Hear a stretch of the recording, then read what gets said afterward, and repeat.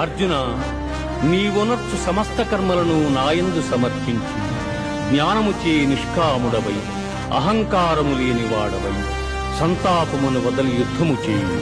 ఈ శ్లోకంలో శ్రీకృష్ణుడు ఏం చెప్తున్నారు అంటే, మన లైఫ్ లో ఏం జరిగినా దానికో రీజన్ ఉంటుంది. నువ్వు ఆ రీజన్ గురించి, రిజల్ట్ గురించి ఆలోచించకుండా నీ కర్తవ్యాన్ని, నీ పనిని నువ్వు చెయ్యి. నువ్వు నిజాయితీగా సెల్ఫ్లెస్ తో ఎటువంటి స్ట్రెస్ తీసుకోకుండా అది నీ రెస్పాన్సిబిలిటీ అనుకొని దానిపైన వర్క్ చెయ్యి. రిమైనింగ్ అంతా దేవుణ్ణి నమ్ముకొని వదిలేయి. అప్పుడే నీ మనస్సు కూడా పీస్ఫుల్ గా ఉంటుంది. అలానే నీ కర్తవ్యాన్ని నువ్వు చెయ్యి, రిమైనింగ్ అంతా నా పైన వదిలేయి అని శ్రీకృష్ణుడు అర్జునుడితో చెప్తున్నారు.